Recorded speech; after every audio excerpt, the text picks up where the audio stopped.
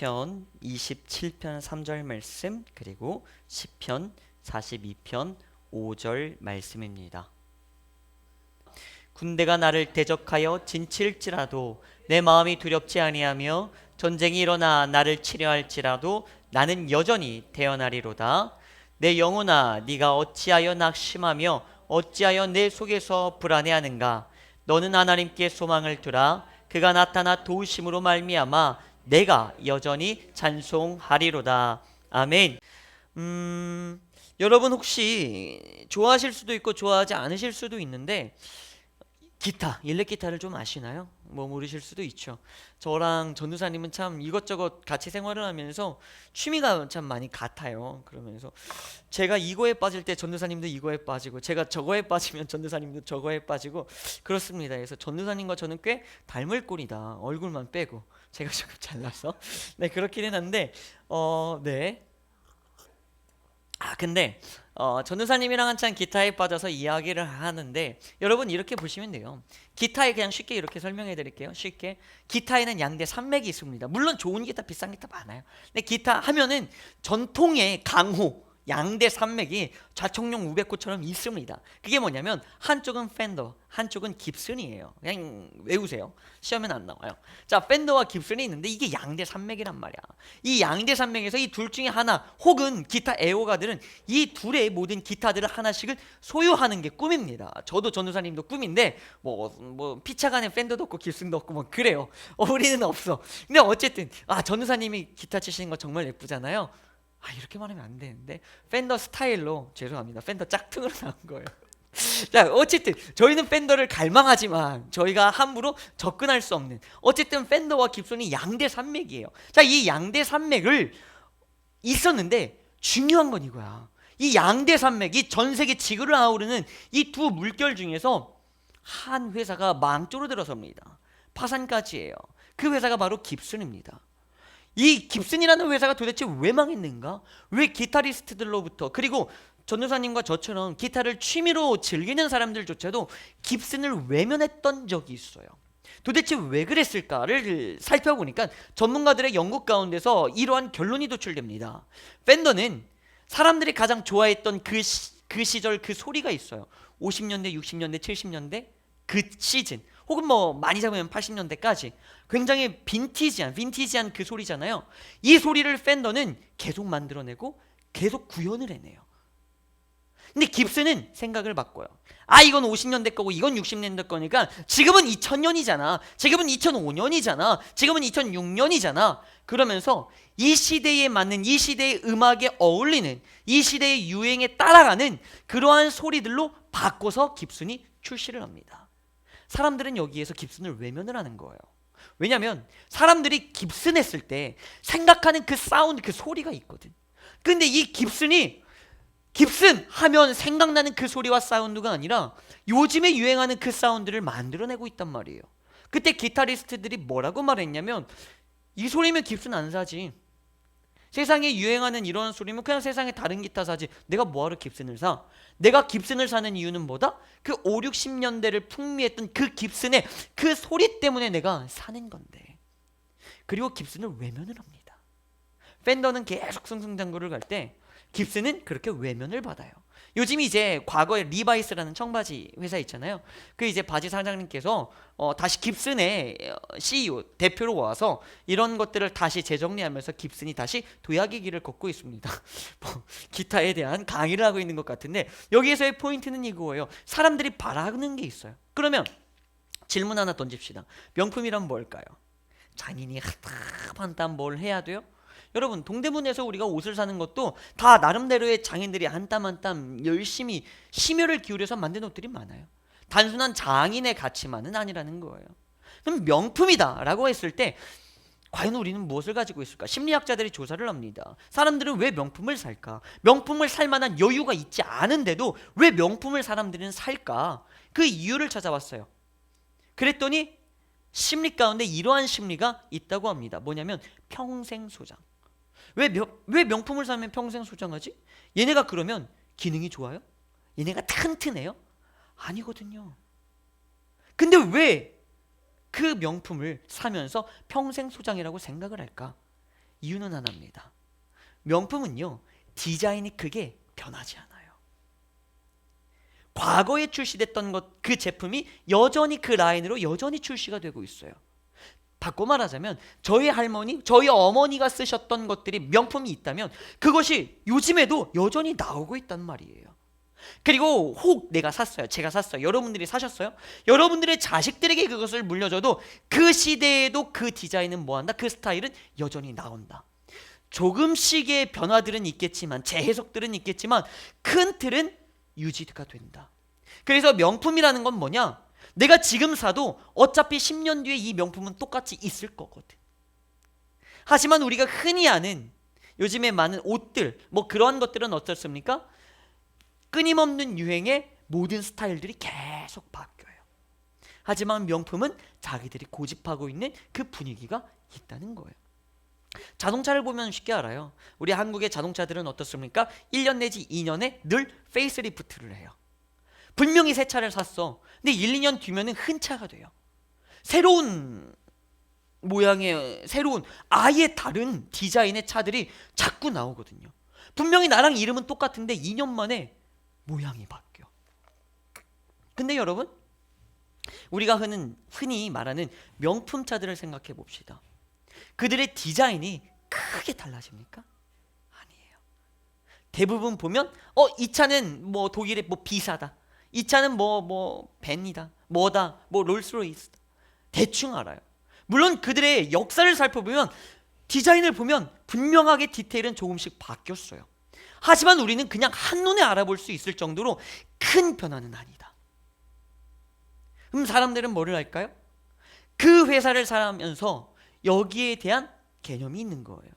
이거는 10년이 지나도 흔 차는 되지 않는다. 왜? 이 디자인은 크게 바뀔 일이 없으니까. 10년 뒤에도 20년 뒤에도 여전히 그 차는 그 차인 거예요. 하지만 우리 한국의 차는 10년이 되면 이미 그 차의 같은 디자인은 찾아보기가 힘들고, 20년이 되면 그 디자인은 아예 사라지죠. 저희 어머님께서는 프라이드를 타셨고, 예전에 저희 아버님께서는 포니를 타셨는데 그 디자인 지금은 없습니다. 하지만 뭐 독일의 여러 회사들은 그때에 나왔던 그 디자인도 여전히 나오고 있다는 거예요. 이게 바로 명품의 차이다. 다시 말할까요? 한결같음이다예요. 한결같음. 그럼 이제 여러분들에게 질문을 던집니다. 과연 명품의 크리스찬이란 뭘까요? 물론 한결같음이겠죠. 우리는 한결같음을 소유하고 있어야 합니다. 한결같음이란 뭐냐? 하나님께서 바라시는 그것이 있어요. 자, 하나님이 사탄과 약간 내기 같은 거를 해요. 뭐 도박하면 안 되지만, 내기하면 안 되지만 사탄과 내기를 해요. 그러면서 네가 이기나 내가 이기나 한번 해보자. 누구를 두고? 욥을 두고 해요. 하나님은 믿어요. 욥은 그럼에도 불구하고 변하지 않을 거야. 사탄에게 말합니다. 생명만 건들지 마. 네가 할 수 있는 거 다 해봐. 가족 혹은 많은 관계들을 다 끊어버려요. 물질도 끊어버려요. 건강도 없애버려요. 근데 욥은 어때요? 그 사탄의 하나님의 시험은 이겨내요. 변하지 않아요. 그는 여전히 그 하나님을 사랑하고 그 하나님을 향한 마음은 여전히 가지고 있다는 거예요. 그럼에도 불구하고 변하지 않았던 그 욥의 마음이, 욥의 신앙이 바로 명품의 신앙이 아닐까요? 요셉을 생각해 봅시다. 요셉은 얼마나 억울했을까요? 형들에게 팔렸어요. 그러면 인생 막장으로 살 수도 있어요. 내가 두고 봐라. 내가 진짜 길을 쓰고 악을 쓰고 내가 어떻게든 내가 성공하고 내가 여기서 살아남아가지고 내가 어떻게든 하리라 하면서 뭐 하나라도 한몫 잡아야 되잖아. 근데 종으로 살면서도 너무 충성되게 열심히 살아요. 적당히 이제 자기 주인의 아내와 적당히 관계를 맺으면서 더 많은 부와 명예를 축적할 수도 있었는데 아닌 건 또 아니야. 그럼에도 불구하고 그는 이미 억울하게 종으로 잡혀갔음에도 불구하고 종살이를 어떻게 합니까? 신실하게 해요. 그리고 거기에서 또 억울하게 감옥까지 가요. 근데 그 감옥에서도 막 살 수도 있어요. 인생 망했다, 포기했다, 아유 그냥 아주 억울함의 연속이구나, 끝났다, 그냥 버려버릴 수 있어요.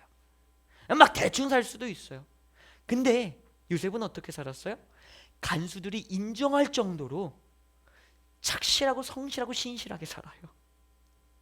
그래서 오히려 같이 들어온 죄수들이 요셉에게 상담을 해요. 어떻게 그렇게 살 수 있을까요? 상황은 바뀌었어요. 환경은 바뀌었어요. 안 좋아졌어요. 억울해졌어요. 근데 그의 영, 그의 신앙은 여전했어요. 다윗을 볼까요? 다윗과 사울을 비교해 봅시다. 저번에도 한번 제가 비교를 해드렸지만 다윗이 사울보다 낫습니까? 사울 하나님 앞에 죄를 지었죠. 다윗은요, 어쩌면은 더 크면 큰 죄를 짓지 않았습니까? 근데 왜 하나님은 사울을 왕으로 삼는 건 후회하시고 다윗은 후회하지 않으셨을까요? 얼굴의 생김새요? 아니에요. 성경을 잘 읽어보세요. 사울이 훨씬 키 크고 훨씬 잘생겼어요. 하나님은 그러면서 말씀하시는 거죠. 나는 외모보지 않아 중심을 봐. 근데 그 다윗도 무너졌단 말이에요. 범죄를 했단 말이에요. 근데 왜 그는 뭐가 하나님께 후회함을 당하지 않았을까요? 바로 이거예요. 사울은 왜 하나님께 후회함을, 다윗은 왜 하나님의 믿음을 살 수 있었을까요? 그가 범죄의 어떤 환경 속에서도 뭐 하는 거예요? 다윗은 여전히 회개함으로 나의 주님 앞에 나아가며 비록 범죄하였지만 그의 영과 그의 신앙은 여전했던 거예요. 아, 하나님, 내가 잘못했습니다. 이거는 정말 내가 잘못했습니다. 그의 침구류가 다 젖을 정도로, 그의 눈물로 막 침상이 다 젖을 정도로 회개를 합니다. 사울은요, 어떻게든 왕위를 이어나가기 위해서 수많은 꾀를 씁니다. 차이죠. 사울에겐 여전한 신앙이 아니었어요. 하지만 다윗은 범죄 이후에도 여전한 신앙을 가지고 있었다는 거예요. 뭐 다니엘을 봅시다. 포로로 잡혀갔어요. 여러분들이 포로로 어디 나라로 잡혀갔습니다. 살맛나요? 안 나죠. 그냥 대충 열심히 여기에서 막 사람들 눈치 보면서 그냥, 왜? 어차피 하나님을 믿고 하나님을 섬겼던 내 나라가 망했어. 그리고 우상을 섬기는 저 나라가 이겼어. 그러면 내가 지금 하나님을 섬길 일이 아니잖아. 저 사람한테 잘 보여서 내가 어떻게든 목숨을 연명하고 부지해야 되지 않습니까? 근데 다니엘과 세 친구는 어떤 삶을 살아요? 여전한 신앙생활을 살아요. 내 나라가 망했음에도, 하나님을 섬겼던 내 나라가 망했음에도, 상황이 바뀌고 환경이 변했음에도 그의 신앙은 변하지 않아요. 여전히 하나님을 사랑하고 여전히 하나님만 믿습니다. 그러자 하나님은 그들을 끝까지 붙잡아 세워주시는 거예요. 힘든 삶, 어려운 삶, 어쩌면 포로의 삶 속에서도 우두머리의 자리로 앉혀두시는 거예요. 포로 같지 않은 포로로. 여러분, 우리가 소유해야 될 게 뭐예요? 여전한 신앙이라는 거예요. 여전히 하나님을 사랑하시길 바랍니다. 상황은 바뀌어요. 환경은 바뀌어요.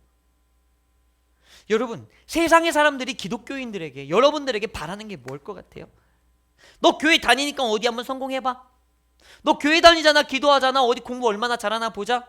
제가 오늘 와가지고 처음에 이제 1등으로 온 주연이, 그리고 2등으로 이제 베베가 있었어요. 애들에게 물어봤어요. 야, 시험 잘 봤냐?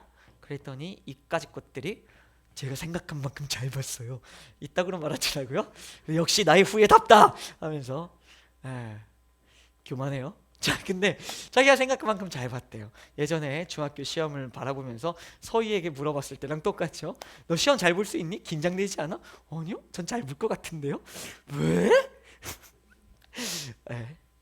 그 자신감 놀라웠습니다. 역시 우리 교회스러워요. 나와요. 좋습니다. 해요. 근데 세상의 사람들이 여러분들한테 진짜 바라는 게, 너는 교회 다니니까 공부 잘해야지, 너는 교회 다니니까 1등 해야지, 너는 교회 다니니까 로또 당첨돼야지, 너는 교회 다니니까 돈 많이 벌어야지, 너는 교회 다니잖아 출세해야지. 세상의 사람들이 이거 바라볼 것 같아요? 이거 바라보면서 출세한 사람 성공, 너 교회 다니더니 출세했구나, 니네 교회 다니자, 이러실 것 같아요? 아니에요. 여러분들이 그냥 여러분들 주변을 보세요. 나 교회 다녀 라고 했을 때 그분들이 여러분들에게 바라는 게 뭐예요? 다들 어쩌면 교회 다니면서 군대 때 다 경험을 해보지만 괜히 찔러보고 괜히 화나게 하고 괜히 짜증나게 하는데 그러면서 막 찔러 옆을. 그래서 아이씨 왜 그래? 너 교회 다니는데 짜증냈어? 이런 거 많이 경험해보지 않나요? 학교 다닐 때? 애들이 바라는 게 뭐예요? 친구들이 옆에서 바라는 게 뭐예요? 누군가가 옆에서 찔러도 너는 화를 내지 않는 그 여전한 신앙. 세상의 사람들은 어쩌면 이거를 바라보고 있는 거예요. 이거를 원하고 있는 거라고요. 성공했다고 막 교만해지는 삶 말고, 실패했다고 좌절해가지고 난 망했어 이러는 삶 말고, 성공했어도 여전히 겸손하고 실패했어도 여전히 당당한 그 삶들. 그러면서 여전히 쟤는 왜 이렇게 평화로워? 쟤는 왜 행복하지? 아 분명 상황과 환경은 전쟁 같은데 왜 쟤는 우상이야? 왜 쟤는 왜 저렇게 하지? 이제 속으로 수근수근은 거리겠죠. 쟤도 속으로 겁나 막 그래가지고 속으로는 썩어 들어갈까 지고 다 연기하는 거예요. 연기. 그렇게 말하면서도 그 사람들은 뭐 할까요? 부러워해요. 여러분 그렇게 살아보세요. 누군가가 전쟁 같은 상황과 환경이 닥치잖아요. 여러분들에게 상담 옵니다. 아, 나 이런 일이 있었는데 어떡하지? 왜? 여러분들은 그런 일들을 평안하게 행복으로 넉넉하게 미소로 이겨내셨기 때문에.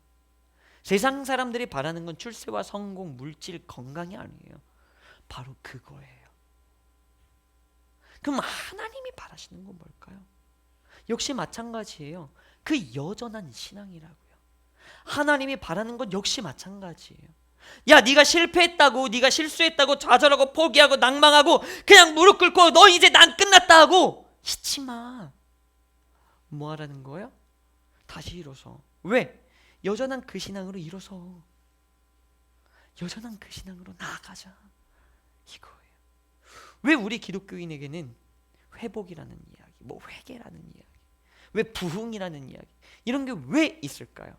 이유는 이거예요. 우리는 뭐다? 여전한 신앙을 가지고 돌파할 수 있다는 거예요. 이게 바로 하나님이 바라시는 거예요. 명품의 크리스찬이란 뭘까요? 명품의 기독교인이란 뭘까요? 여전한 신앙이에요. 여러분, 우리가 아까 전도사님께서 찬양하셨고 이따가 이제 함께 또 찬양할 거지만 하나님은 실수하지 않는다고 우리가 고백하지 않습니까? 하나님은 실수하지 않으심을 믿으십니까? 아멘. 하나님은 전지전능하시잖아요. 여러분들이 실수할 것들, 여러분들이 실패할 것들 하나님이 모르실까요? 알겠죠? 그럼 여러분들이 실수할 것까지도 하나님께서는 계산하셔서 여러분들에게 유익이 되게 길을 만드셨을까요? 안 만드셨을까요? 만드셨겠죠. 여러분들이 실수할 거 하나님이 모르지 않았어요. 알고 있었어요. 여러분들이 실패하고 무너지고 넘어질 거 하나님이 몰랐을까요? 알았어요. 여러분들이 넘어져서 상처 있고 엉엉 울고 막 피 흘릴 거 하나님이 모르셨을까요? 알고 계셨어요. 하나님은 다 알아요. 그리고 다 아시고 그 모든 것들을 이미 다 유익이 되도록 계획해 놓으셨어요. 그래서 하나님은 실수가 없으신 분이에요. 그래서 하나님은 실수하지 않는 하나님이에요. 그러니 여전한 신앙을 가지고 계속 나아가시면 돼요. 근데 하나님이 다 계획을 해놨는데 피를 흘려서 나 이제 피가 없어, 나는 이제 피가 말라 죽을 거야. 앞으로 좀만 가면은 하나님이 수혈할 곳을 다 예비해 놓으셨는데 나 이미 피 흘려서 나는 이미 끝났어. 왜 그 자리에서 주저앉고 끝내버리십니까? 앞에서 예수님이 나를 위하여 수혈하려고 기다리고 계신데 아, 나 심장이 안 좋아, 나는 끝났어, 나는 그냥 여기서 그냥 머물러서 주저앉을 거야. 왜 그러세요? 예수님께서는요 당신의 그 심장을 띄워주시려고 앞에서 기다리고 계신데 여전한 신앙으로 걸어가시면 돼요. 주저앉지 마세요. 포기하지 마세요. 계속 걸으세요. 그게 하나님께서 원하시는 것입니다. 여러분들이 주저앉으면 하나님도 실수하는 게 돼요. 하나님은 여러분들을 절대로 실수하지 않으셨어요. 하나님은 절대로 실수하지 않는 분이에요. 그런데 여러분들이 한번 실수했다고 거기서 포기해버리면 하나님조차 어떤 하나님이 돼요? 실수한 하나님이 되어버려요. 그러니 여러분들이 하나님을 실수한 하나님으로 만들지 않기 위해선 그럼에도 불구하고 여러분들은 다시 일어서셔야 합니다. 하나님은 분명히 예비해 놓고 기다리고 계십니다. 그러니 여러분 믿으시기 바랍니다. 그래서 우리에게 필요한 건 뭐예요? 여전한 신앙입니다. 그럼에도 불구하고 여전한 신앙을 가지고 나아가길 바랍니다. 인간의 꾀를 쓰지 마시길 바랍니다. 사울처럼 모든 것들을 포기하고 미치고 인간의 방법을 쓰고 그러지 않기를 바랍니다. 여전한 신앙을 가지고 여전히 하나님께 기도하며 나아가 보십시오. 어느 순간 하나님께서는 여러분들의 길을, 우리의 길을 열어주실 줄 믿습니다. 아멘.